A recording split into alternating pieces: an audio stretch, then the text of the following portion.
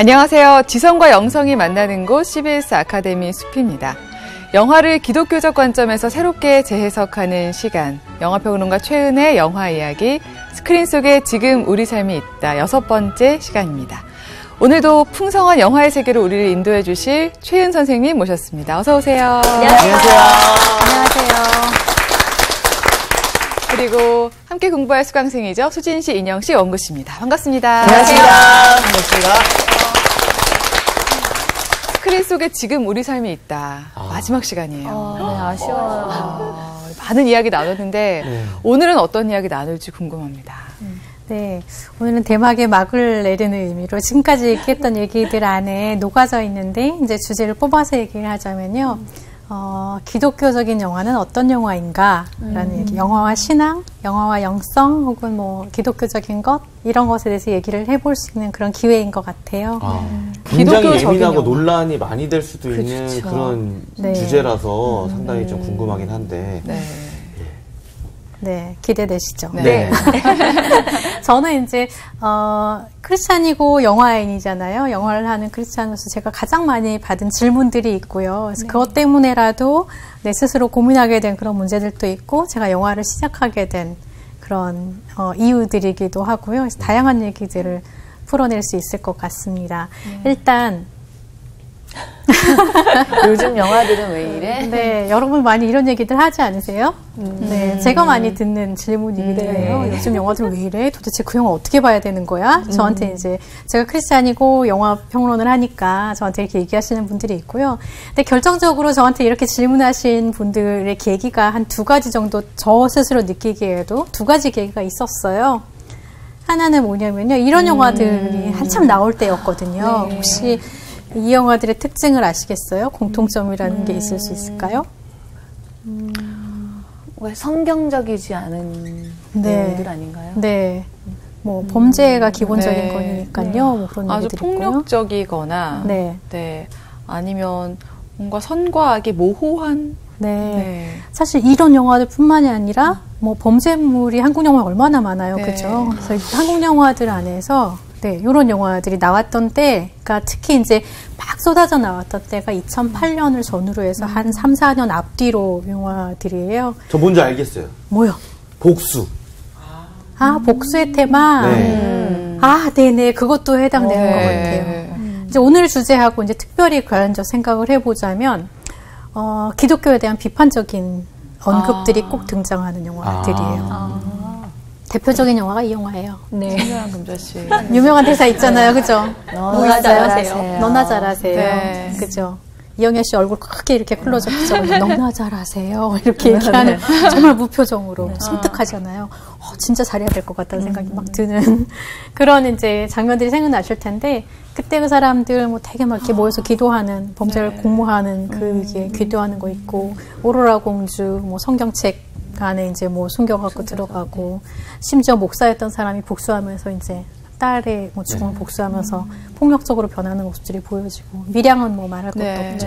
그놈 목소리도 마찬가지로 성경 푹푹 찍는 장면들 나오고. 근데 이런 영화들이 다 기독교에 대해서 비판적이고 부정적인 시각을 보이는 그런 영화들이었어요. 2008년을 전후로 해서 한 3, 4년 사이에 2005년도 작품이고요. 2006년이고 2006년, 7년, 뭐 10년 이렇게 이제 영화들이거든요. 그러니까 그 시기에 2005년부터 10년 사이 만들어진 영화들이라고 시기적으로는 그래요. 이 시기 무슨 일이 있었을까요, 여러분? 좀 기독교적으로 뭐 사회 문란을 일으킨 그런 사건들이 많이 있었나요? 그렇죠, 아무래도. 대표적인 예로 아프가니스탄 선교사 피랍 사건이라든가, 그다음에 다빈치 코드 이런 거 개봉할 때 기독교에서 반대해가지고 불매운동하고 뭐 이런 얘기들도 있고요. 이때 결정적으로 한국 사회 기독교가 개독교라는 별명을 얻었어요. 그러니까 그때 이제 시작이 됐거든요.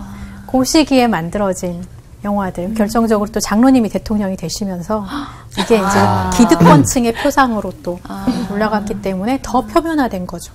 기존에 있었던 어떤 부정적인 시각들이 그렇게 이제 표상이 되는 그런 형태가 됐어요. 이때 가장 많이 질문을 받았어요, 제가. 요즘 영화들은 왜 이렇게 기독교에 부정적이냐? 라는 얘기들. 뭐 나름의 답이 있었겠죠. 그래서 이런 영화들은 2014년을 전후로 해서 만들어진 영화들이에요. 노아라는 영화 기억하시죠? 네. 노아, 선 오브 갓 뭐 이런 영화들이 이제 엑소더스, 신들과 왕들, 부활, 배너 이런 영화들이 이제 만들어지면서 또 한 번 요즘 영화들이 왜 이렇게 성경적인 영화들이 많이 나올까? 그런데 왜 왜곡시켰느냐라는 얘기를 노아 같은 영화나 엑소더스 같은 영화가 굉장히 많이 들었던 그런 질문들이죠. 이런 영화들이 전제로 하는 질문의 전제, 기본적인 생각은 뭐가 있냐면요. 이런 영화들을 생각하는 거예요. 옛날에 이런 좋은 영화들 굉장히 많았잖아요. 이렇게 얘기를 하는 거예요. 그런데 요즘 영화들은 왜 그러는 거야? 왜 그렇게 기독교에 대해서 반감을 갖고 얘기를 하는 거예요? 왜 그런 것 같으세요? 예전에는 교육을 위한 그런 영화가 많이 좀 제작됐다면 요즘은 너무 흥행을 위주로 가서 그런 거 아닌가 하는 생각도 좀. 네, 중요한 얘기를 해주셨어요. 네. 산업적인 면에서, 그죠? 네. 경제적인 이유? 기독교인들이 보이는 어떤 위선적인 부분들, 그런 부분들에 대해서 비판하고자 하는 그런 마음도 있는 것 같고, 그 기독교에서 말하는 어떤 선과 악의 기준이 정말 그래? 라고 세상이 질문하는 것 같기도 해요. 맞아요. 예전처럼 그렇게 옳고 그름이 분명한 시대라고 얘기하지 않잖아요. 그렇죠? 그런 가치도 분명히 있을 거예요. 그죠? 저한테 물어보면 제가 뭐라고 답했을까요, 여러분? 저희 답을 모르니까 죄송한데 저는 뭐라고 말하냐면요. 영화는 원래 그랬어요. 영화 원래 그랬어. 이렇게 대답했거든요. 실제로 그래요. 맞아요. 왜 그러냐. 이런 영화들이 나왔던 시기는 어떤 시기냐면요. 할리우드에서 1950년대, 40년대부터 시작해서 할리우드의 스튜디오 시스템이라고 얘기하는, 그러니까 스튜디오 안에서 지금 얘기하는 뭐 그런 촬영소 이런 정도가 아니고요. 거대한 도시 같은 스튜디오, 유니버설 스튜디오 이런 걸 생각하시면 돼요. 그런 걸 만들어 놓고 거기서 영화를 생산하던 시기였어요. 그런데 이제 이런 영화들이 그런 산업적인 의의가 있었는데요. 영화는 원래 이야기를 장편 영화를 시작한다는 건 영화에 이야기가 들어갔다는 거거든요. 그러면서부터 늘 이야기거리들을 찾아온 거예요. 그죠? 그런데 한편으로는 어떤 얘기들이 있었냐면, 영화는 천박한 예술이고, 이건 예술도 아니고 그냥 상품이고, 뭐 그런 걸 뭐 예술이라고 할 수 있나? 라고 얘기하는, 그래서 이런 비판들이 이제 끊임없이 제기되기 시작했던 그런 시기가 또 할리우드의 시기인 건데, 그래서 할리우드는 뭔가 권위 있는 이야기를 자꾸 찾았던 거예요. 권위 있고 믿을 만한 이야기. 근데 이게 어떻게 또 맞아떨어지냐면요. 이 시기에 기술이 막 발달하기 시작해요. 그러면 사람들이, 기술은 위험 부담이 있잖아요. 새로운 기술이 도입이 될 때 위험하거든요. 그러면 이야기는 어때야 될까요? 상대적으로? 안전해야 돼요. 안전한 이야기. 10개 같은 경우는 1923년에 이미 테크니컬러라고 얘기하는 2단계 색깔이 들어가는데요. 그때 가장 처음으로 10개에 그걸 적용을 하고요. 성의 같은 영화는 와이드 스크린이라고 얘기하는 넓은 화면 있잖아요. 그걸 처음으로 적용을 했어요. 그러니까 이런 방법으로 가장 위험한 기술, 신기술, 돈 많이 들어가는 것을 할 때 안전한 이야기를 이제 선택하는 그런 경향들과, 그리고 또 하나, 이 시기 유태인 자본들이 여기에 많이 들어오기 시작해요. 그래서 성경의 구약 이야기들이잖아요. 유태인들이 갖고 있는 어떤 전통적인 자신들의 신화와 이야기들이기도 한 거죠. 그리고 마침 1948년에 이스라엘이 독립을 해서 나라를 건설을 하죠. 그러니까 그런 여러 가지 정치적인 상황들과 맥락들이 다 녹아져 있는 것이 이런 산업 안에서 구현되는 것이라고 본다면, 실제로 이런 영화들이 그러면 정말 노아나 선 오브 갓처럼 왜곡되거나 다르게 보여지지 않고 진짜 이야기를 있는 그대로 만들어냈느냐 그랬을까요? 아니에요. 허구가 들어가는 미화라든가 맞아요. 자본가가 원하는 어떤 맞아요. 이야기가 들어가든가. 제작자의 힘. 네. 잘 보실래요? 뭐 삼손과 데릴라 이러려면 누구 나와야 돼요? 삼손하고 데릴라가 사랑하는 얘기 나와야 되잖아요. 데릴라는 어떤 여성이에요? 몸파는. 네, 유혹적인 여성이잖아요. 그걸 합리적이고 합법적으로 보여줄 수 있는 장면들이 이야기 속에 있는 거예요. 그 권위 있는 성경 이야기에서 찾아냈다라고 핑계를 댈 수 있는 거잖아요. 마찬가지로 다른 이야기들도, 뭐 다윗과 밧세바, 그죠? 소돔과 고모라 오죽하겠어요? 그죠? 포스터에서부터가 뭐 되게 이거를 이렇게 전시를 하는 거예요. 근데 어떻게 하냐면 가장 화려한 방식으로, 가장 많은 돈을 들여서. 근데 또 이때 무슨 일이 있었냐면 텔레비전이 컬러 TV로 시작을 해요. 그 경쟁을 또 해야 되잖아요. 그죠? 그리고 스튜디오 시스템이 있다 그랬죠. 스튜디오 시스템에 온갖 세트와 의상들을 다 만들어 놨어요. 이건 또 활용을 해야 돼요. 왜냐하면 수천 명, 수만 명이 등장하는 영화들이거든요. 그러니까 다양한 그런 요소들이 개입이 되어 있었고 자본하고는 절대 뗄래야 뗄 수 없는 관계를 갖고 있었고 자본뿐만 아니라 생각이나 어떤 의도 이런 것들도 우리가 생각하는 것만큼 그렇게 순수하게 복음을 위해서 만든 영화들이 아니다라는 거는 우리가 조금은 염두에 둘 필요가 있다는 거예요. 그래서 어떻게 보면은 성경이 영화를 발전시킨 거예요. 네, 그럴 수 있죠. 사실은 성경에서 많은 이야기들을 찾아내는 거예요. 이야기를 하고 싶어하는 사람들이. 근데 오늘날은 거꾸로 됐잖아요. 우리는 어떻게 하죠? 영화를 통해서 어떻게든 뭐를 해보려고 하잖아요. 사실은 성경이 먼저예요. 거꾸로 된 것들을 이제 볼 수 있는데요. 그러면 한국 영화도 그래요. 한국 영화 왜 그렇게 교회 비판적이야? 어느 날 갑자기 한국 사회에 그런 분위기 때문에 교회의 적으로 돌아섰을까요? 아니죠. 아닐 것 같죠. 그죠? 이게 이제 한국 영화가 기독교를 다루는 방식이었거든요. 만약에 누군가가 요즘 영화들은 왜 그렇게 비판적이고 냉소적이고 너나 잘해라고 대놓고 얘기하는 거야. 이건 잘못된 거 아니야? 라고 얘기하시는 분들이 기억하는 한국 영화는 어떤 영화냐면 이런 영화들일 가능성이 많아요. 저 높은 곳을 향하여 낮은 데로 임하소서 나는 할렐루야 아줌마였다. 뭐 이런 최자실 목사님, 안요한 목사님, 그죠? 이런 분들에 대한 어떤 이야기들이나 뭐 상황 갈 때 이런 거는요. 건달 회심기. 그러니까 건달이라고 얘기하는 깡패처럼 함부로 살던 분이 회심해서 교회에서 이제 거듭나는 이야기들, 굉장히 눈물 흘리게 하는 감동의 이야기들이거든요. 요때를 기억하고 그렇게 생각하시는 것이 대부분이에요. 특히 어른들은 이제 그렇게 말씀하시거든요. 그때 영화들은 교회 단체 관람 영화인데요. 맞아요. 90년대에 보면 양상이 조금 바뀌어요. 희화시키기 시작해요. 뭐 헌금하면서 이렇게 헌금 훔치는 경찰이라든가 이런 사람들이 등장하는 거잖아요. 그리고 굉장히 우스꽝스럽게 할렐루야를 표현하거나 희화가 가능한 거죠. 2000년대는 이제 그게 절정에 이르죠. 굉장히 냉소적인 양식으로 만들어지고 실제로 너네가 이런 잘못을 했지 않느냐라는 거고 기독교가 이제 사회의 기득권층이었다라는 것이 분명히 드러나는 것들이 있어서 전면적으로 비판을 받는 그런 시대가 되는 거죠. 그래서 단순히 그냥 한순간에 벌어진 일은 아니고 어느 사회적인 한 영향, 사건의 영향 이런 거라고 볼 수 없는 것들이 전반적으로 문화와 어떤 동시대 대중들과 호흡하는 그리고 소통하는 대중영화의 운명이죠. 사실 이런 복합적인 것들을 생각하면 한 시대의 영화가 어떤 내용들을 어떻게 다루냐는 사실 그냥 결정되는 거는 아닌 거예요. 우리가 성에 대해서 봤던 것처럼 그런 얘기들인지 생각할 수 있는데요. 그게 아니라고 본다면 세 편의 영화를 제가 가지고 왔는데요. 어떤 게 제일 기독교적인 영화라고 생각이 되세요? 패션 오브 크라이스트. 이 영화가 개봉하고 나서 전 세계적으로 개봉하던 시기 2004년인데요. 이때 7,200억 우리 돈으로 그 정도 소득을 얻었어요. 꾸준히 또 그렇게 얻고 있는 거겠죠. 그렇죠. 부가시장에서 계속 얻고 있다고 보여지고요. 이 영화는 이제 부활절에서 단체 관람을 하거나, 그러니까 극장에서 개봉했을 때는 단체 관람 굉장히 많이 했고, 시즌도 부활절 시즌에 이제 개봉을 하거든요. 이런 종류의 영화들은 주로. 그런데 이제 이 영화가 또 이후에는 부활절에 칸탄타 영상으로, 칸탄타의 배경 영상으로 그렇게 많이 사용이 돼요. 곡성이라는 영화는 어떤가요? 혹시 보신 분 있으세요? 네. 굉장히 그 토속 신앙에 대해서 많이 다루고 있었던 것 같고요. 그리고 마지막에 그 악마의 등장으로 좀 굉장히 강인한 인상을 충격받으셨죠? 비성경적이라는 이야기를 듣고 저 영화도 내가 봐서는 안 될 영화구나.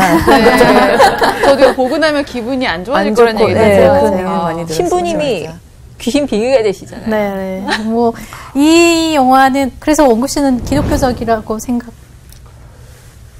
영화라고 생각하시나요? 이 영화가? 기독교적이다 아니다라는 느낌보다는 기독교를 알고는 있구나 라는 느낌. 공부 많이 했죠. 많이 한 영화인 건 사실이에요. 사실 이 영화에는 곡성이라는 영화는 무속신앙이 말씀하시는 등장하고 무당이 등장하고 귀신이 등장하고 괴물, 악마 같은 형상도 존재하고 심지어 근데 앞에는 성경 인용하고 시작하고 굉장히 헷갈리게 하는 영화인 거예요. 이 영화는요. 스웨덴의 작가가 쓴 원작을 갖고 있고 그 스웨덴의 한 마을의 이야기인데 사실 이 영화에는 교회라고는 요만큼도 나오지 않고 십자가도 나오지 않고 뭐 복음에 대해서는 메시지 한 개도 없어요. 그는 이제 이 영화를 제가 가지고 와서 말씀을 드린 건데요. 우리가 생각하는 어떤 기독교적인 이미지나 혹은 뭐 이야기 안에 범주 안에 들어있는 영화지라고 생각해서 가지고 왔던 건데 이 영화 무슨 영화인가요? 패션 오브 크라이스트. 네, 패션 오브 크라이스트예요. 이 영화는 이제 멜 깁슨이라는 배우가 만든 영화죠. 근데 이 감독은 뭐라고 얘기를 했냐면 멜 깁슨 감독이 이 영화를 찍고 나서 나는 신앙 고백을 하고 싶었다라고 얘기를 했어요. 굉장히 작은 영화로 만들었다는 거죠. 근데 7,200억의 수익을 얻은 작은 영화가 됐어요. 과연 작을까요? 네, 이 영화는요, 영어로 만들지도 않고 아람어로 만들었어요. 고대 뭐 히브리어라고 얘기하는 아람어로 만들되, 그리고 또 로마인들은 라틴어. 아람어와 라틴어로 만들었다는 건 뭐냐면 일정 부분은 소통을 포기했다는 거거든요. 자막이 달려서 나가요. 근데 북미 지역에 영어권 지역에서 자막 달린 영화가 흥행에 성공하는 건 정말 어려워요. 모든 자막 달린 영화는 예술영화관으로 가거든요. 그러니까 상업영화의 틀을 갖고 있는 건 분명히 아니고요. 그런데도 불구하고 그렇게 했던 것은 극사실주의라고 얘기하는 정말 그걸 느끼게 하고 싶었다는 거예요. 근데 언어를 포기하고, 그러니까 말로 하는 언어를 포기하고 뭘 사용한 거예요? 이미지와 음악과 뭐 음향 이런 것들 가지고 이제 대신 소통 방법을 택한 거라고 볼 수 있고요. 거기에는 물론 성경은 너무 유명하니까, 그리고 예수님이 죽음을 맞기 전에 십자가를 달리기 전에 12시간이 딱 이 영화의 중심인데, 그 시간 동안 대사는 사실 제한되어 있잖아요. 대사나 상황은 누구나 다 알고 있는 것들이기 쉽고, 그래서 그런 얘기들이 담겨 있는데요. 이 영화는 개봉하자마자 엄청난 논란을 일으켰어요. 뭐가 논란이었을까요? 예수님이 왜 백인이야 이런 것도 있었을까? 아, 네, 그런 얘기도 조금 있었고요. 네. 멜 깁슨의 그런 신앙에 대해서 네네네. 얘기도 들었던 것 같아요. 제가. 네, 뭐 소수 종교 믿지 않냐 이런 얘기들도 있었고, 근데 가장 큰 논란은 딱 두 가지인데요. 하나는 뭐냐면 너네도 잔인하네. 너무 잔인하네. 네. 크리스찬, 너네 폭력적인 영화 그렇게 싫어하고 불매운동하고 난리를 치더니 사실 너네도 이렇게 잔인한 거 아니야? 어떻게 이런 영화를 만들 수가 있어? 라고 얘기하는. 너무 피가 많고 고통을 너무 사실적으로 묘사했다는 거죠. 사실 보통은 그냥 가죽 채찍을 쓰거나 뭐 나무 채찍을 쓰는 게 일반적인데 이 영화는 가죽 채찍 끝에 진짜 쇠를 달아서 상처를 찍는 걸 보여주고요. 실제로 못 박는 장면이나 하여튼 너무 냉철하게 그 사실적으로 그렸다는 것이고, 언어를 쓴 것도 바로 그런 이유여서 그랬던 거죠. 고대 언어를 썼던 것도 그대로 보여주겠다, 그대로 느끼게 하겠다는 그런 의도가 있었던 건데요. 그래서 많은 사람들이 그렇게 지적했어요. 이렇게 폭력적인 영화를.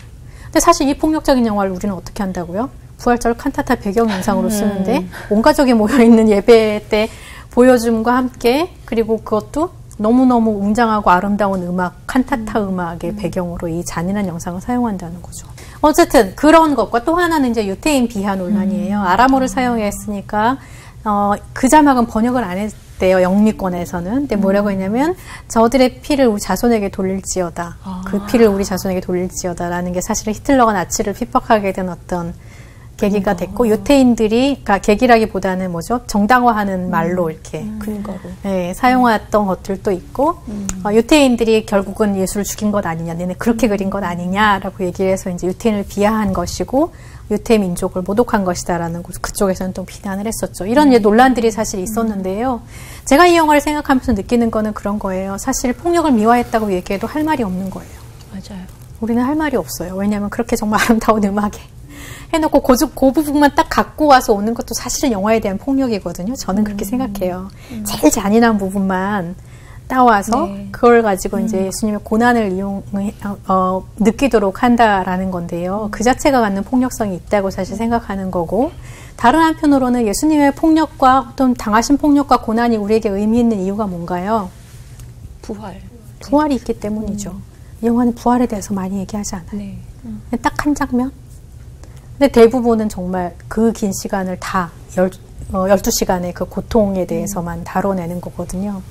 그럼 만약에 이건 그리스도인들에게는 의미가 있는 영화예요, 분명히. 왜냐하면 그때 고난을 우리가 동참한다라는 생각에서 어떻게 보면 그럴 수 있지만, 그게 믿지 않는 사람들에게 대중 영화잖아요. 대중적으로 상영된 영화인데, 그것도 7,200억을 벌어들인 영화인데, 이 영화가 대중들에게 일반적으로 보여졌을 때는 가학적인 영화이고 피학적인 영화의 다름이 아니라는 거죠. 채찍질이 그렇게 보여지는 것.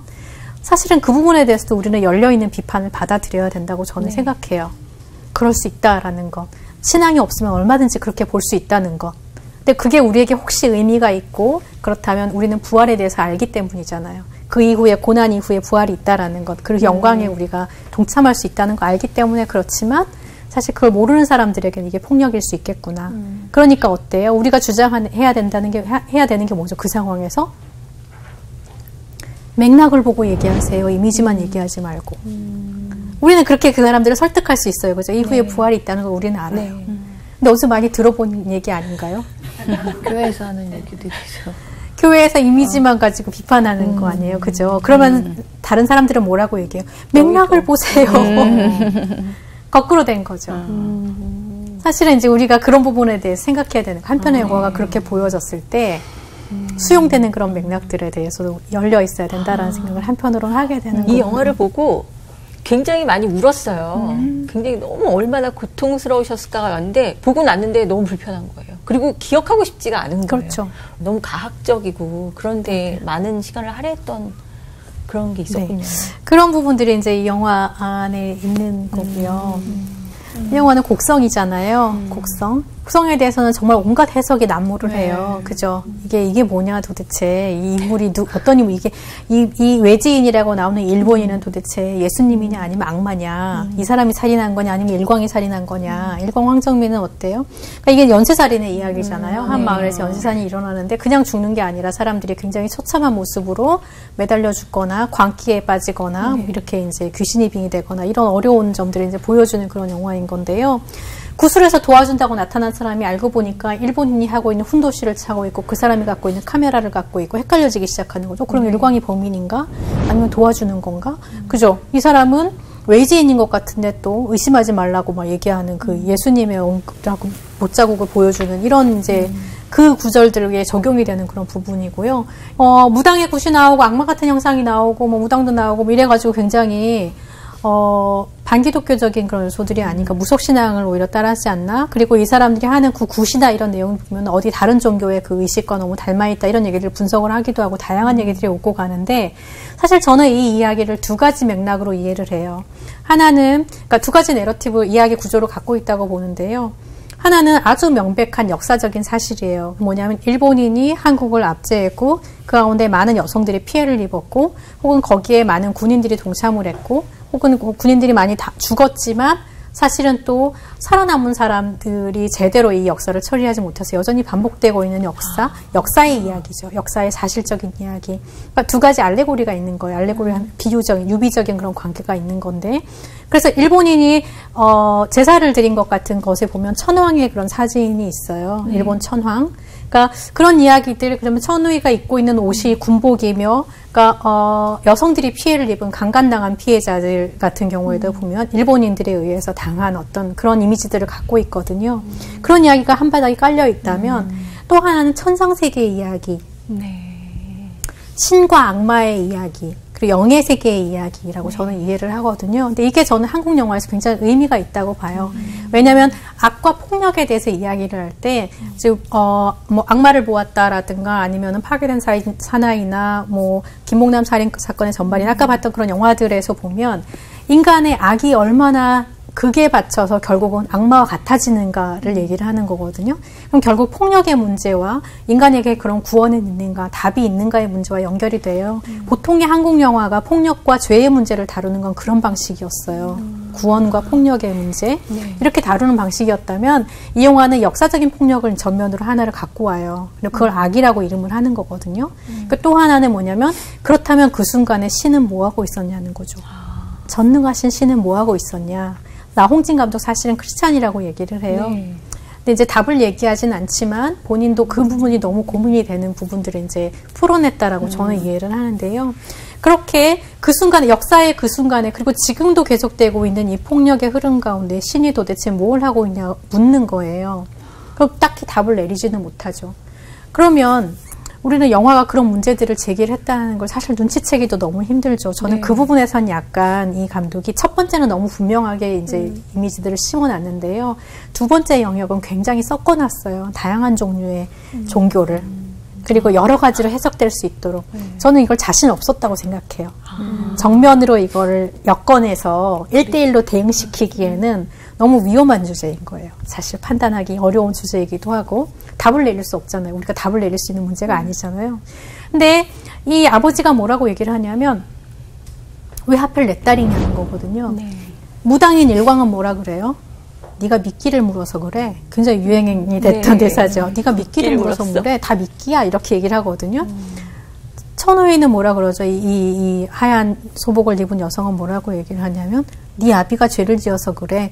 네 딸의 아비가 죄를 지어서 그래. 이렇게 얘기를 해요. 딸의 아비면 누군가요? 너. 본인이잖아요. 네 죄는 뭐냐면 죽이려고 했던 거거든요. 결국 죽이지 못했지만 못한 걸로 나오지만 죽이려고 했던 건데 죽였다라고 이제 본인은 믿었으니까 그렇지만 그건 내 딸이 당한 다음이잖아. 왜 그게 그거야? 라고 얘기를 하거든요. 근데 늘 이거는 우리가 던지는 질문이죠. 왜 아담의 죄가 내 때문이야? 예수님이 죽은 게 왜 아담 때문인데 나 때문이라고 얘기해? 뭐 아담이 죄를 지었는데 왜 지금 우리는 당해야 돼? 예를 들면 이런 질문들 있잖아요. 원죄적인 부분하고 저는 닿아 있다고 생각해요. 그러니까 기독교에 대한 끊임없는 질문과 의문인 거죠. 왜 신은 이런 상황에서 침묵하며 왜 우리가 이런 죄인 취급을 받아야 하며 원하지도 않았던 구원을 누가 왜 어떤 방식으로 근데 그러고 보니까 그 구원이 그다지 힘 있는 것 같지도 않아요. 왜냐하면 현실의 폭력에는 아무 힘이 없는 것 같거든요. 다양한 종류의 질문들이 들어가 있어요. 그러면 이 영화를 보고 우리가 왜 이렇게 혼란스럽게 질문을 던졌어요? 라고 오히려 질문할 수 있어요. 그래서 정확하게 묻는 게 뭐예요? 이렇게 질문을 할 수 있어요. 그렇지만 어떤 질문을 할 수 없다고 저는 생각하냐면요. 왜 답을 안 해줘요? 할 수가 없네요. 할 수 없어요. 그건 누가 해야 되는 거예요? 하나님. 스스로. 네. 우리가 찾아야 되는 답이죠. 종종 기독교적인 영화 혹은 기독교적인 영화일께서 우리가 저지르는 실수 혹은 과한 요구가 저는 이런 거라고 생각해요. 네. 왜 영화가 답을 안 해주냐고 화를 내요. 저는 이 종구의 입장이 굉장히 혼란스럽잖아요. 혼란스러운 입장이잖아요. 왜냐하면 누구나 다 능력이 있는 것 같은데 이 세 인물들이 다 뭔가 옳은 얘기를 조금씩 하는 것 같은데 도대체 어디를 기대해야 될지를 모르겠는 거예요. 누구를 전적으로 의지를 해야 될지를 모르겠는 거예요. 누구 말이 맞는지도 모르겠고. 이 시대를 살아가는 사람들의 혼란이 사실은 여기에 있다고 저는 생각해요. 누군가를 기대고 싶어요. 누가 답을 좀 해줬으면 좋겠어요. 그죠? 그러니까 영화에 그렇게 기대하는 거 아니에요? 답을 해줬으면 좋겠어요. 네. 그런데 아무도 똑부러지게 말할 수 없는 뭔가가 있는 거예요. 얼마나 자기 딸은 죽어가고 있고 이 답답하고 절망적인 순간 사실 저희 이 영화에서 절망을 읽어요. 절망과 고통. 굉장히 안타깝기도 하고 그게 비판이나 어떤 반기독교적인 얘기라기보다는 안타까움과 절망 누군가 얘기해주면 들을 의사가 있고 누군가 이 질문에 대해서 답을 해준다면 같이 이야기를 나누는 의사가 있는데 모르는 사람들끼리 서로 그냥 헤매고 있는 상황 그러니까 굉장한 어떤 절망이 느껴지는 그런 부분들이고 이 영화가 엄청나게 복음을 전하는 영화는 당연히 아니죠. 그리고 복음이 답이라고 얘기하는 영화도 아니에요. 그렇지만 복음의 핵심적인 얘기들을 굉장히 많이 담아내고 있다는 생각이 들어요. 신과 인간과 죄에 대한 질문, 폭력에 대한 질문, 역사에 대한 질문, 단지 내 개인의 신앙만 다루는 것이 아니라 이 흘러가는 역사와 사회에 대한 질문, 이게 들어가 있다는 점에서 그렇고요. 네, 그런 부분들을 이제 생각하게 하는 것들이었던 것 같아요. 저도 이제 그런 부분들이 이 영화 안에서 갈망으로 느껴진다였던 거고요. 이 영화는 이제 보셨듯이 오베라는 남자라는 영화예요. 이 남자는요, 아내를 최근에 잃었어요. 소냐라는 아내가 사망을 하고 직장도 잃고요. 삶의 의미가 없어져서 멀쩡하고 아름다운 집을 갖고 있지만 그리고 평온하게 살던 나름대로 규칙이 분명한 사람이었지만 죽으려고 결심을 해요. 근데 죽음이 자꾸 방해를 받아요. 이 창문을 저는 이 장면 되게 좋아하는데요. 창문을 이렇게 들여다보고 막 목을 걸려고 하는데 누가 쑥 들어와요. 그것도 뒷걸음질로. 쑥 들어와요. 오베의 삶에 누가 나타난 거예요? 이웃이 나타나기 시작한 거예요. 근데 이제 이 오베가 자살을 하려고 생각할 때마다 자꾸 실패를 하잖아요. 근데 줄이 끊어지거나 누가 오거나 개인 소년이 와가지고 자기 아버지가 자기 죽일 거라고 자기 알면 쫓겨났다면서 이제 쫓아와서 재워달라고 하는데 사실 막 죽으려고 하는 사람에게 자기 죽겠다고 온 거예요. 아버지가 나 죽을 거라고. 막 죽으려고 철로에 뛰어들려고 하는데요. 철에서 어떤 사람이 사고로 떨어진 거예요. 영웅이 되죠. 오베 어떻게 하는지 아세요? 이 사람 살려요. 그러느라고 자기 못 죽어요. 되게 웃기죠. 우리 그냥 웃게 우연이라고 얘기하지만 사실은 만약에 이걸 하나님의 시각으로 보면 만약에 우리가 생각하자면 이거 뭘로 볼 수 있는 거예요? 그 순간 개입하는 손길이 있었던 거죠. 뭔가 죽지 못하게 만드는 우연이라는 없다라고 본다면 그죠? 그런 부분들이 있는가 하면요. 이 남자는 굉장히 까칠까칠하고 거칠고 못됐어요. 네. 성격도 너무너무 못됐고 이웃한테도 너무 못되게 굴고 자기밖에 모르는 것 같고 자기 원칙만 딱 중요해서 앞만 보고 가는 듯한 그래서 새벽 6시에 이렇게 돌면서 쓰레기 다 줍고 잔소리하고 이런 할아버지인 거예요. 근데 이 할아버지가 뭐라고 얘기를 하냐면 오베의 삶은 그래서 흑과 백이었대요. 흑백이었어요. 근데 이 삶에 누가 들어왔어요? 소냐라는 자기 부인을 들어오는 순간 이 부인이 들어오면서 색상이 들어왔다 그래요. 색깔. 소냐는 색깔이었어요. 오베가 아는 모든 색깔이었어요. 흑백의 세계에 부인이라는 색깔이 들어오고 오베가 죽은 다음에 소냐가 죽은 다음에 오베가 혼자 남아서 모든 일의 판단을 결정할 때 뭘 기준으로 하냐면요. 소냐라면 어떻게 했을까? 어디서 많이 들어본 거 아니에요? 소냐라면 어떻게 했을까가 판단의 기준이에요. 네. 하나님이라면 예수님이라면 어떻게 했을까라는 유명한 책이 있잖아요. 네. 기독교 고전이 있죠. 소냐라면 어떻게 했을까라는 거. 소냐라면 이 고양이를 들여놨겠지. 그러면서 되게 마음에 안 드는데 털복숭이 고양이 들어와 살려요. 소냐라면 얘 도와줬겠지. 왜냐면 소냐 제자였으니까. 이러면서 어떤 소녀는 또 도와줘요. 이런 거. 소냐라면 어떻게 했을까? 소냐라는 그 삶에 들어온 색깔, 소냐라는 색깔, 흑백의 삶에 환해진 것, 이런 것들이 이제 오베의 삶에 굉장히 중요한 요소로 이제 작용을 하는가 하면요.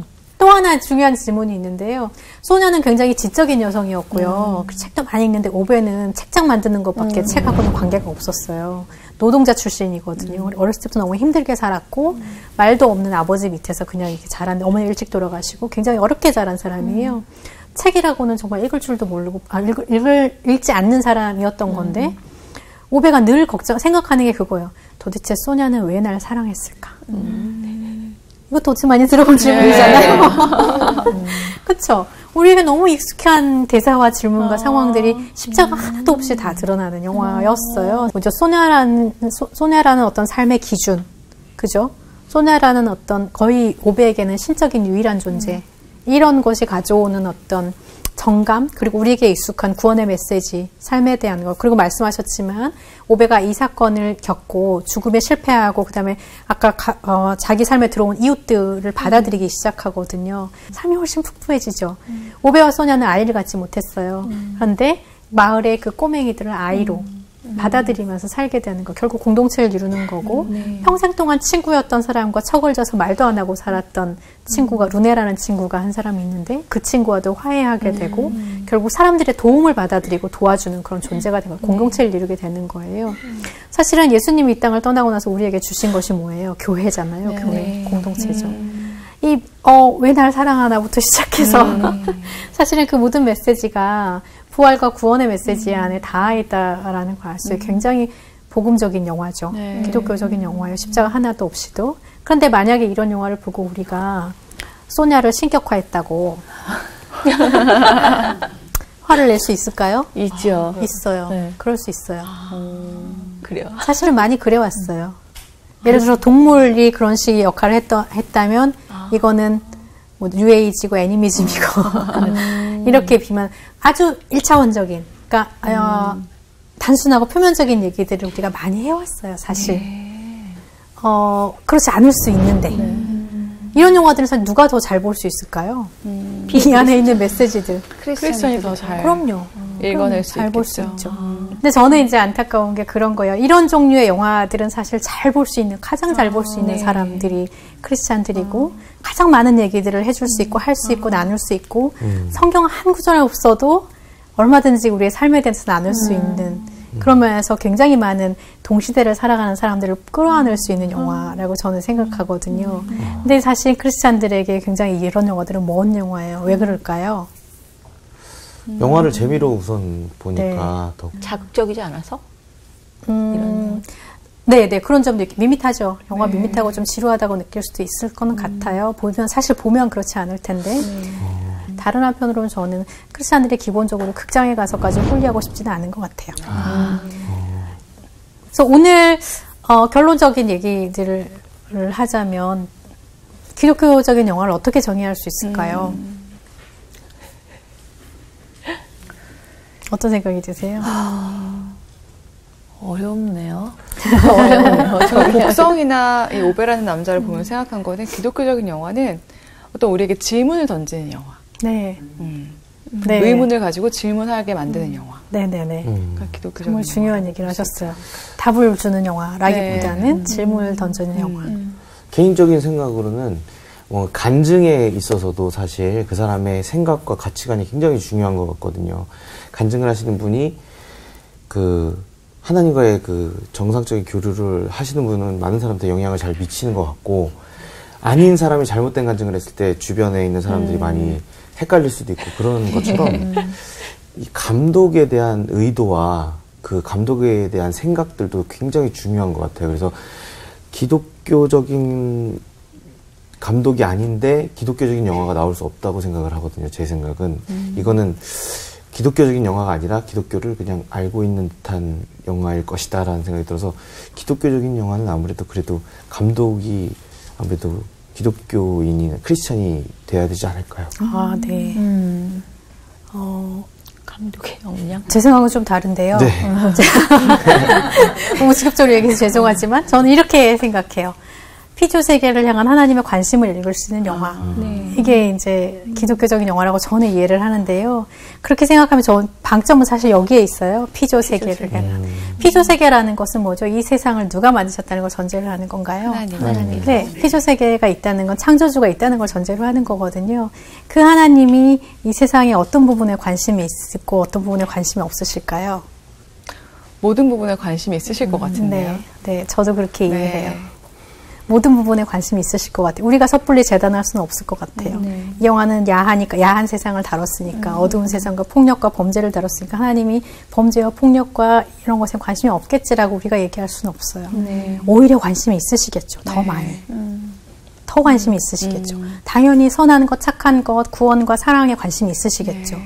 저는 그렇게 생각하면 조금 급진적으로 좀 충격이 되실지 모르겠지만 얘기를 하자면, 기독교적인 영화가 있다기보다는 기독교적인 영화 보기가 있다고 생각해요. 네. 우리가 그리스도인의 정체성을 가지고 있는 한 우리가 보는 모든 영화는 기독교적으로 볼 수 있는 가능성이 있어요. 물론 그 중에 좋은 기독교적인 영화가 있겠죠. 근데 그건 어떤 거냐면 정말 하나님의 관심이 잘 읽히는 영화. 어떤 방편으로든. 하나님이 이 시대에 조금 더 하나를 덧붙이자면 지금 이곳에 하나님의 관심이 있는 것을 말하는. 왜냐하면요, 제가 앞서 처음부터 쭉 말씀드렸듯이 대중영화 혹은 영화라는 것은 동시대의 대중들과 소통하기 때문에 그래요. 그러니까 40년대, 50년대 그 할리우드 영화가 오늘날 여전히 우리에게 의미 있다고 주장하고 싶은 생각은 없다는 거예요. 오히려 그게 당연히 기독교적일 수 있어요. 그 안에 많은 메시지들이 있다는 걸 당연히 이해하고 저도 그 부분에 관심이 많아요. 그런데 그렇지 않고 오늘날 우리가 폭력과 고통과 절망에 대해서 말하는 영화가 얼마든지 기독교적으로 우리가 읽어낼 수 있는 텍스트들이라는 걸 깨달을 때 영화들도 달라지고 우리도 달라질 수 있지 않을까? 그런 얘기들을 열심히 해낼 때 그렇다라는 생각이 저는 한편으로 드는 거고요. 그게 피조 세계와 창조주가 있다라고 전제를 한다라는 건 또 한편으로 어떤 거냐면, 저는 영화 보기도 주대심의 영역이라고 생각해요. 주인대심을 인정하는 거죠. 근데 아까 잠깐 농담삼아 말씀드렸지만 우리 극장에 가서까지 홀리하고 싶지 않다라는 거는 적어도 터치하지 않았으면 하는 영역이 우리한테 다 있다는 거거든요. 나 좀 릴렉스하고 싶고 피곤하게 하지 말고. 근데 왜 하나님의 관심을 생각하는 게 우리한테 피곤한 일이 됐나요? 예를 들면 왜 피곤한 일이 됐을까요? 늘 지켜보시는 분이기 때문에 이때만 좀 눈 감아주세요, 이거 아닌가? 어디에 다 계시는 하나님을 감시자라고 생각해서 그런 네네네. 즐겁지 않은 거죠. 그 일이 즐겁지 않은 거죠. 영화를 놓고 볼 때는 뭔가 우리는 자꾸만 좋은 영화가 있고 나쁜 영화가 있어서 이건 걸러내야 되고 이거는 기독교적인 시각으로 봐야만 하고 막 이렇게 생각하거든요. 그래서 저는 영화는 은총이라고 생각해요. 일반 은총이라고 생각해요. 일반 은총. 영화를 보면서 은혜를 받을 수도 있고 되게 막 이렇게 죄에 빠질 수도 있어요. 사실 우리가 일상을 경험하면서 느끼는 것과 같은 거죠.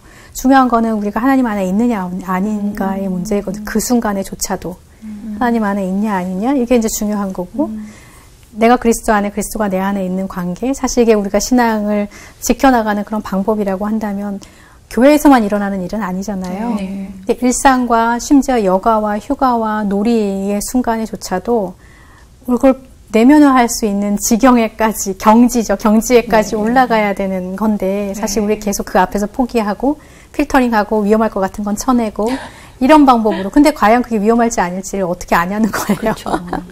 정말 하나님이 정말 그 일에 관심이 있으시다면. 네. 저는 오늘 강의를 들으면서 좀 부끄러운 걸 말씀을 드리자면, 이제 연기하는 사람으로서 영화나 뭐 드라마를 볼 때 제가 좀 이건 영적이지 못해. 좀 이런 진짜? 마음을 가지고서 이걸 보면은 나한테 좀 좋지 못한 영향을 미칠 거야. 이런 생각을 가지면서 안 본 영화들도 굉장히 많거든요. 꺼려했던 영화들도 많고. 근데 이제 오늘 이야기 들으면서 이런 부분까지도 하나님의 관점으로 내가 바라볼 수 있는 그런 마음과, 그리고 이제 뭐 배역이 들어올 때도 영화 내용을 보잖아요. 그래서 뭐 벗는다든지 아니면 죽는다든지 막 이런 배역이 들어오면 이거는 내가 하면 안 되겠고 이런 생각을 가지고 있었었거든요. 근데 그런 것조차도 내려놓고 바라볼 수 있는, 영화를 볼 수 있는 그런 하나님의 관점, 하나님의 마음, 그런 것들을 좀 더 위해서 제가 기도를 해야 되겠다, 이런 마음을 좀 오늘 강의를 들으면서 했습니다. 네, 저도 기독교적인 영화와 아닌 영화를 구분하는 게 아니라 내가 영화를 보면서 기독교적인 보기를 할 수 있게 됐으면 좋겠습니다. 네, 오늘 벌써 마지막 시간인 거 아시죠? 너무 아쉬워요. 스크린 속에 지금 우리 삶이 있다를 느끼고 있는데, 최은 영화평론가님과 함께하는 마지막 시간이고요. 또 아카데미 숲의 마지막 시간이기도 합니다. 아이고, 목이 메이셨네요. 목이 메이셨네요. 아카데미 숲 시즌 1은 여기까지지만 CBS 앱을 통해서 다시 보실 수 있는 거 아시고 계시죠? 네네. 관심 많이 가져주시고요. 후속으로 방송되는 프로그램에도 많은 사랑 부탁드립니다. 지금까지 아카데미 숲을 사랑해주신 시청자 여러분께 진심으로 감사드립니다. 여기서 마칠게요. 고맙습니다. 감사합니다. 감사합니다. 마음이